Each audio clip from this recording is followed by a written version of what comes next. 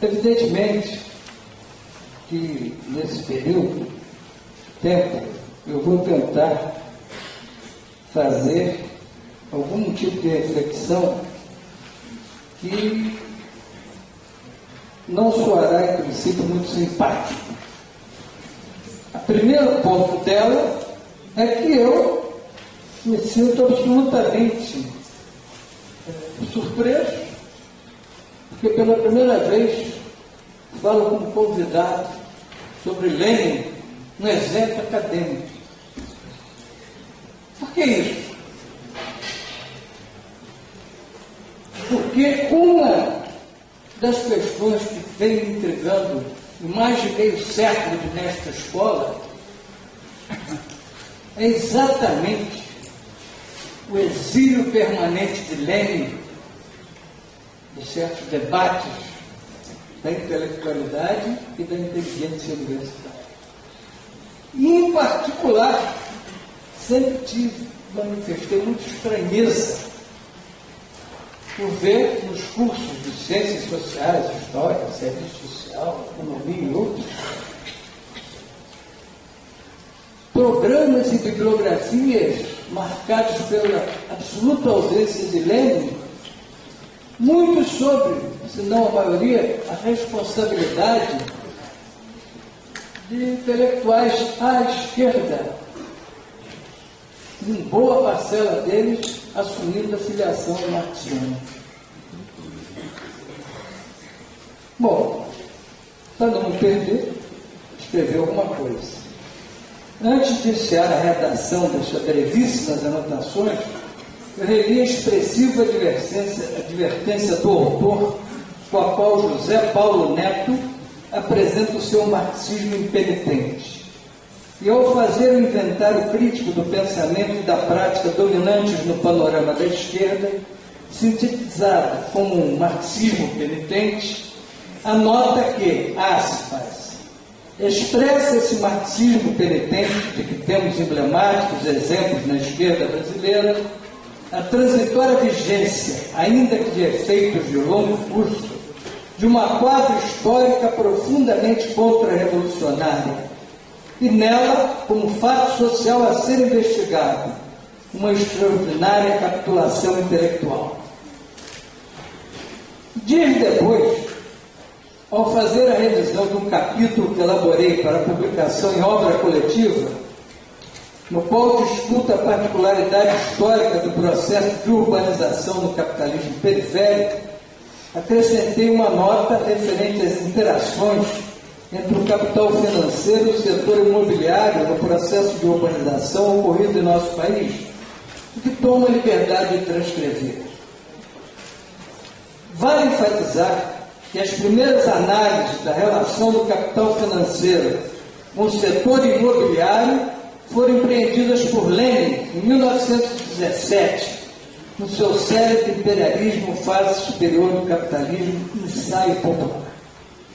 Assim, por exemplo, na parte terceira, o capital financeiro e a oligarquia financeira, Lenin sublinha que uma das operações particularmente lucrativas do capital financeiro é também a especulação com terrenos situados nos subúrbios das grandes cidades que crescem rapidamente. O monopólio dos bancos funde-se, neste caso, com o monopólio da renda da terra e com o monopólio das vias de comunicação, pois o aumento dos preços de terrenos, a possibilidade de os vender vantajosamente de forma parcelada, dependem principalmente das boas vias de comunicação com a parte central da cidade, as quais se encontram nas mãos de grandes capitalistas. Lenin, Imperialismo, Estado Supremo Capitalismo, edição social, de 1960. Aparentemente, não haveria nenhuma relação entre as duas referências, mas, na verdade, a citação de Lenin evidencia a contemporaneidade do intelectual sofisticado que tem sido deliberado e sistematicamente ignorado pelos representantes acadêmicos do mencionado marxismo penitente. E o primeiro momento da minha intervenção neste oportuno evento é uma indagação sobre os motivos subjacentes daquilo que pode se identificar como o exílio permanente de Lenin nos círculos intelectuais da academia. Aliás, falar sobre Lenin no ambiente acadêmico, como eu disse, na qualidade de convidado, é uma experiência praticamente inédita. Esse exílio permanente de Lenin quase nunca é assumido nos termos de uma rejeição politicamente motivada. Na verdade, em regra, ele é justificado de forma embutida ou clara, e é raramente assumida, registra-se, mediante a desqualificação intelectual de Lenin, relegado à condição de agitador político. E por que esta caracterização de Lenin como agitador político deve ser questionada? Antes de tudo, porque não tem fundamento a tentativa de reduzi-lo a um teórico da prática política, na medida em que a sua obra abrange uma volumosa e densa produção teórica que possibilita a compreensão dos diversos momentos da luta política revolucionária frente às transformações do desenvolvimento capitalista. Afinal, como destaca Marcelo Braz, na cuidadosa apresentação do que fazer, publicada pela editora Expressão Popular em 2010, Lenin, como herdeiro de uma tradição teórico-política privilegiada e evidenciada intensamente como protagonista, um momento histórico riquíssimo, pôde não só atualizar as ideias de Marx e Engels, mas também dar continuidade a elas, introduzindo análises inovadoras sobre questões antes inéditas ou não plenamente desenvolvidas, postas pelo desenvolvimento capitalista em seu estágio monopólico e imperialista. Renovou teoricamente o debate sobre a Revolução, e nela a questão da organização política do proletariado, a sua relação com o Estado, acentuando a necessidade de criação de uma organização revolucionária disciplinada, coesa e politicamente preparada para se assumir como a vanguarda do proletariado. Recorro, por outro lado, ao sempre saudoso Florestan Fernandes, na sua apresentação da mesma obra, para sugerir uma das razões dessa rejeição do estudo da análise do pensamento de Lenin por parte de boa parcela da inteligência acadêmica brasileira. Aspas. Fomos paralisados pela ideia do gradualismo democrático burguês e pelo poder de coação da ordem. O que quer dizer que na era da polivalência do campo socialista, ainda não sabemos quais são os caminhos que nos levarão à desagregação do nosso capitalismo selvagem e às soluções socialistas apropriadas à presente situação histórica. Um atraso monumental. O que Lenin fez, por exemplo, em O Desenvolvimento do Capitalismo na Rússia, recomendo a introdução do José Paulo Neto, da edição da Abril Cultural, só tentamos no campo da erudição, reporta Florestan. A principal tarefa teórica foi negligenciada até hoje, porque líderes, vanguardas e partidos de esquerda ouvem a sua integridade socialista, o extremo purismo ascético, bem longe da atividade prática concreta, ou se concentram no economismo. E pior que isto, em táticas imediatistas de composição dentro da ordem, como se o socialismo pudesse ser o último estágio, a quinta essência da democracia burguesa, reformismo pequeno burguês com estilo de prática política. Fecha aspas. Assim, o simples exame preliminar das três questões fundamentais que por o Estado da Revolução e nele a presença da comuna no pensamento de Lenin se faz de maneira absolutamente sistemática, ou seja, em um parênteses, é o último grande trabalho teórico empreendido por Lenin, daí o peso e o significado que lhe daremos nessa exposição. A concepção de imediata, ou seja, são as três questões fundamentais da estrutura do Estado da Revolução. Primeiro, a concepção da imediata destruição da máquina estatal burguesa. Segundo, a construção da ditadura do proletariado. E terceiro, a viabilidade da extinção do próprio Estado, que possibilita dimensionar o tipo de barreiras, essas três questões possibilitam dimensionar o tipo de barreiras que o pensamento de Lenin teria que superar para ser trazido ao debate acadêmico. eis que colide frontalmente não apenas com as matrizes hegemônicas do referido debate, mas também esmorou as tematizações recorrentes do exercício analítico predominante na esfera universitária. Pior ainda, coloca em xeque a própria concepção da democracia burguesa e suas diversas versões e, com isto, ameaça as confortáveis trincheiras do reformismo. Há muitas pessoas, não parece, que fazem apologia das assembleias comunitárias, tudo se igualando aqui, como se a luta de classe fosse deixada do portão da universidade. E aqui dentro todos fôssemos iguais. Não é bem assim. Lenin incomoda, irrita e desconcerta uma grande parcela dos intelectuais da esquerda, que fixaram sua esfera de atuação política nos limites acadêmicos, na medida que os seus trabalhos teóricos são concebidos e formulados para a produção de estratégia revolucionária. O que não enfraquece a qualidade teórica desses escritos, mas os transforma em instrumentos de combate. E porque converte o marxismo em processo revolucionário real, antes mesmo do regime czarista se desagregasse e ocorresse a Revolução Proletária, a leitura de Lenin, queiramos ou não, implica uma reflexão sobre a plenitude do sentido da adesão ao marxismo, embora sempre se revela oportuno a observação sobre a necessária distinção entre marxistas, marxiólogos e marcianos. De qualquer forma, acolhendo a lúcida advertência de José Paulo Neto na apresentação da edição do Estado da Revolução, publicada em 87 pela Global, editora, segundo a qual, entre o olho que lê e a escrita que se lê, interpõe-se a história, as resultantes de processos sociopolíticos, rescaldo de polêmicas teóricas, toda uma série de mediações que vai de acidentes biográficos a experiências significativas de uma época e uma cultura, o retorno às fontes, se não for mobilizado a partir dos nossos problemas e questões, pode degradar-se no eruditismo. Esse viés que, mumificando os clássicos, faz as delícias do mandarinato acadêmico.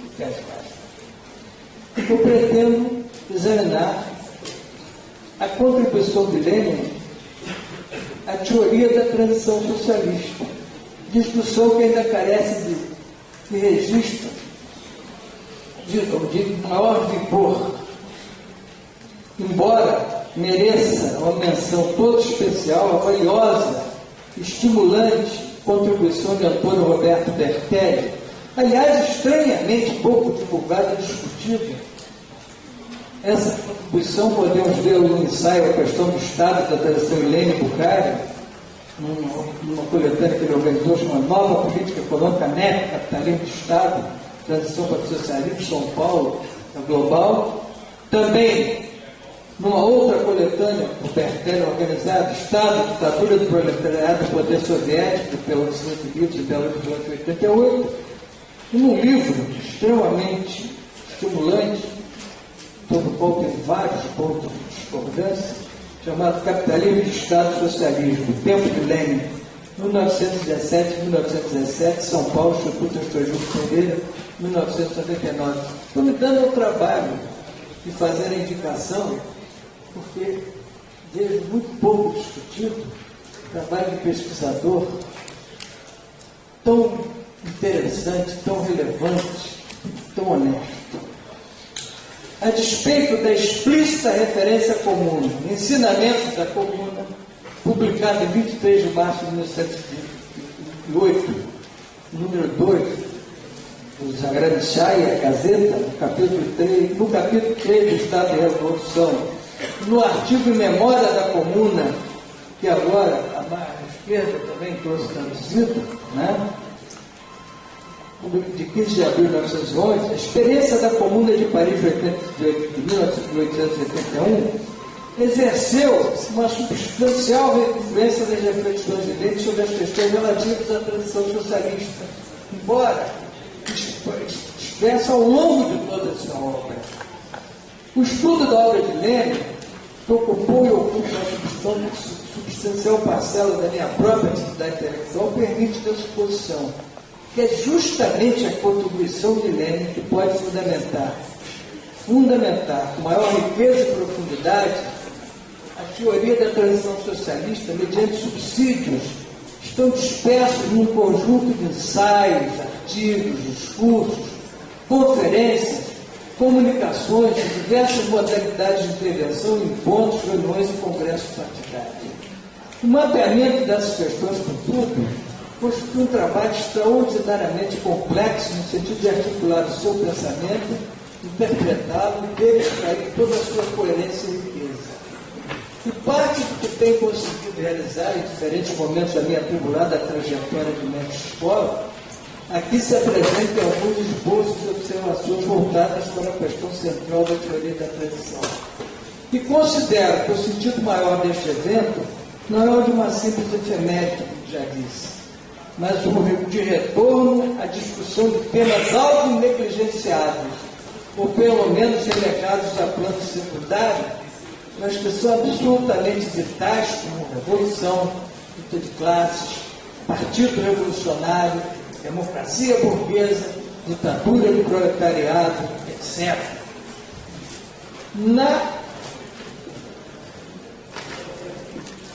Em memória da Comuna, traduzida recentemente para mais esquerda, eu aproveitaria para dizer o seguinte: peço que o senhor quiser e a paciência de ouvir essa canção. Honram a memória dos combatentes da Comuna, não só os operários franceses, senão também o proletariado em todo o mundo, pois ela não lutou apenas, então radiando um jogo aí atrás, por um objetivo local ou nacional estreito, mas pela emancipação de toda a humanidade trabalhadora, de todos os milhares de ofendidos. Como combatente de vanguarda da Revolução Social, a Comuna ganhou a empatia onde quer que sofra e lute o proletariado.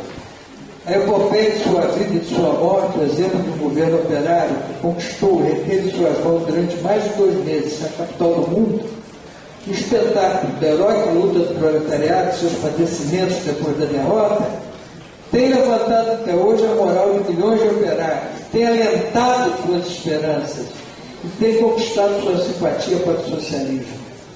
O proar dos canhões de Paris despertou de seu sono profundo as camadas mais atrasadas do proletariado e deu um impulso à propaganda socialista revolucionária em todas as partes. Por isso não morreu a causa da Comuna. Por isso segue vivendo até hoje em cada um de nós. A causa da Comuna é a causa da revolução social, é a causa da completa emancipação política e econômica dos trabalhadores, é a causa do proletariado mundial. Nesse sentido, ela é imortível. Entre outras coisas, que Lenin assinala dessa questão que somente a dominação de uma classe determina as relações de propriedade. Qual a classe que está no poder? Importância fundamental da categoria de dominação, da mentira das análises. Também chama atenção para o aspecto meridianamente claro. Não se pode confundir Estado com governo. Qualquer classe dominante impõe seus interesses, em seguida os consagra em uma Constituição, ou os institucionaliza. Porém, isso não significa que venha utilizá-los sozinhas, sem disputar da experiência de governo adquirida por homens provenientes das antigas classes dominantes. A análise que foi cometida em termos de direito comum, etc., serve para o Lenin fazer um alerta contra o utopismo. E, num dado momento, isso eu estou falando das obras, em outra passagem, de outros textos, para construir o comunismo é preciso absorver a técnica e a ciência, colocando-as a serviço de toda a sociedade. Mas a ciência e a técnica temos que aprendê-las com a burguesia. E em 1920 ele defende a ideia que o proletariado não toma o poder sozinho e, sobretudo, para mantê-lo, deve construir alianças, especialmente com as demais classes e setores da população explorada. Novo Estado, portanto, não pode basear-se na dominação exclusiva de uma única classe. Deve considerar a participação do conjunto das classes oprimidas. Todavia, o proletariado é a classe dominante por excelência, que detém a hegemonia do poder. Desde as suas teses elaboradas em 1905 para as táticas da social-democracia e da revolução democrática, Lenin havia afirmado: em última instância, o que define o caráter de uma revolução é a classe que irá assumir hegemonicamente o poder. Para Lenin, e vamos àquele ponto, a ditadura do proletariado é a condição sine qua non do socialismo. Isso porque a Constituição do Estado Socialista proclama o poder estatal dos trabalhadores e suprime os direitos dos exploradores, inimigos da construção de uma vida nova. É essa a principal diferença com a Constituição de outros Estados. Essa argumentação, inclusive, é amplamente desenvolvida em A Revolução Proletária e o Renegado Cláudio. Não pode existir uma democracia pura. Toda revolução é uma revolução de classe, toda ditadura é uma ditadura de classe, todo Estado é um Estado de classe. Preconizar uma democracia pura e um Estado de classe é próprio da mais rotunda ignorância. Para Lenin, falar de democracia pura, de democracia em geral, de igualdade, de liberdade e direitos universais sobre o capitalismo, como nos tempos da transição socialista, que se caracteriza como uma época de guerra implacável contra o capital, significa zombar dos trabalhadores. E que estão na liberdade de, por todo o tempo que eu estudei isso, chamar a atenção dos demoradas reflexões de Lenin em vários momentos da sua obra sobre as implicações da burocracia. Num primeiro momento, das dificuldades de você ignorar e suprimir a democracia. Ele reconhece esse equívoco e percebe, inclusive, aquela questão da comuna, do salário do operário. Por que o salário dos especialistas burgueses? Nesse momento, ele vai mostrar a importância que se tem a questão da burocracia, mas, ao mesmo tempo, mais adiante, ele também se preocupa com o grande problema, que é a burocratização do Estado e é da própria organização partidária. E, no final, a leitura do seu testamento é muito mais, todos aquele conjunto, depois do testamento político de Lenin, diário dos secretários, etc., e alguns acontecimentos vieram substanciar, inclusive, a sua aversão a um certo georgiano, que ignorou uma questão fundamental, porque quando a gente está estudando raciocínio, está estudando a Rússia czarista, a autocracia czarista, a gente tem que pensar que houve um dado momento, aquele processo de russificação, aquela questão de se ignorar a questão fundamental das etnias, das nacionalidades, veio a se tornar um problema sobre o qual o Lenin sempre se preocupou. E mais tarde vai mostrar a estratégica relação desse problema com um grande número de questões pós-1989, inclusive. Não ele, mas nós temos a obrigação de pensar nisso. Última análise. Então, eu não quero me alongar, não quero tomar esse tempo.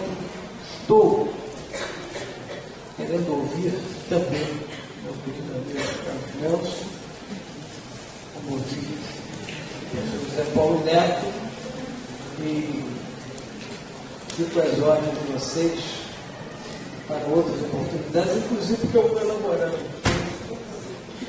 do que eu não pude falar, e vou entregar ao programa de pós-graduação, naturalmente, primeiro, distribuindo ele entre os meus camaradas do Partido Comunista Brasileiro.